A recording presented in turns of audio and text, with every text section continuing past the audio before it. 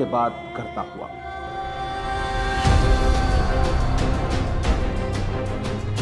रेत के सीने को चीरता हुआ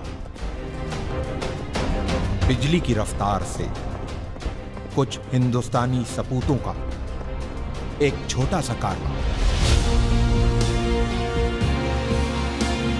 तारीख के पन्नों में अपनी जगह बनाने, आंखों में एक अजीम मकसद लिए अरब की जमीन करबला की तरफ रवां है। हल मिन नासिरिन यंसुरना।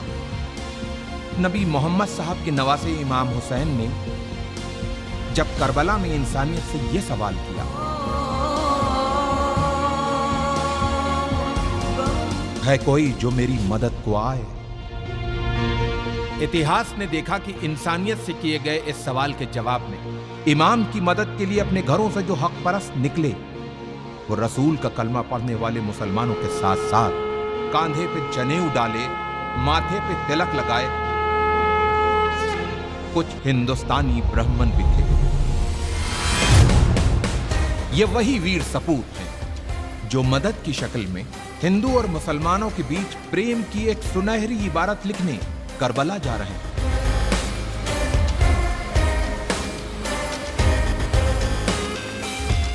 जालिम बादशाह यजीद अपनी हुकूमत के नशे में चूर होके इंसानियत का चेहरा बिगाड़ देना चाहता था,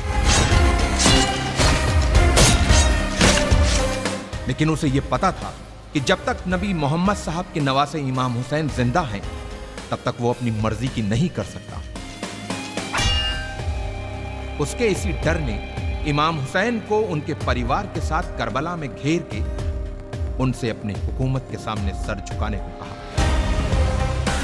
जियो और जीने दो की जिंदा मिसाल पेश करते हुए इमाम हुसैन ने यजीद के सामने एक पेशकश रखी कि अगर तुमको मुझसे कोई खतरा हो तो मुझे रास्ता दे दो ताकि मैं हिंदुस्तान चला जाऊं।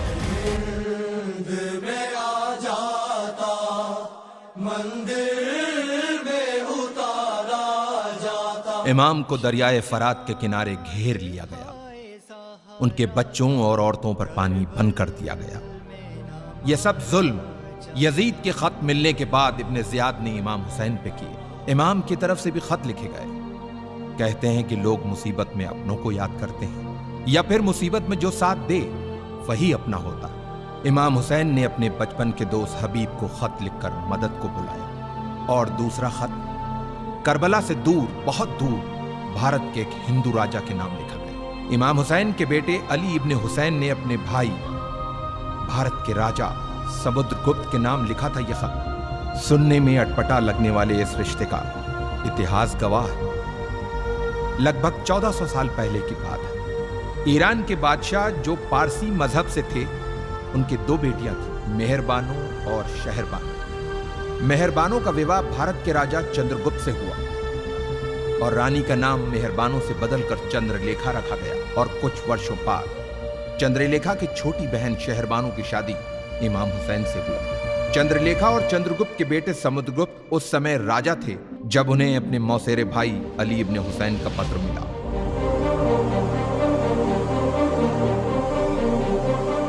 राजा समुद्रगुप्त ने जल्द ही वीर सैनिकों की एक टुकड़ी तैयार करके उसे करबला की तरफ रवाना किया।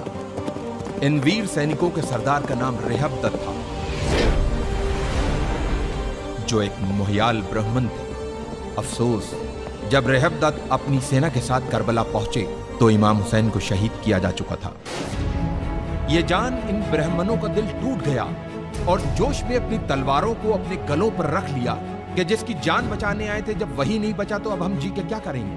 लेकिन इमाम के एक चाहने वाले अरब के वीर योद्धा जनाबे मुख्तार के मना करने पे इन वीर सैनिकों ने अपनी तलवारों को अपने गलों से हटाया और मुख्तार के साथ मिलके खूने इमाम हुसैन का बदला लेने के मकसद से दुश्मनों से एक यादगार युद्ध किया और उन्हें हिंदुस्तानी तलवार के जौहर दिखाए।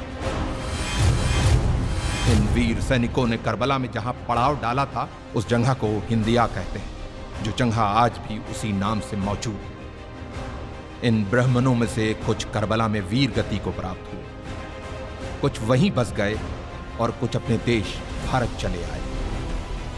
इतिहास इन वीर ब्राह्मणों को हुसैनी ब्राह्मण के नाम से जानता है।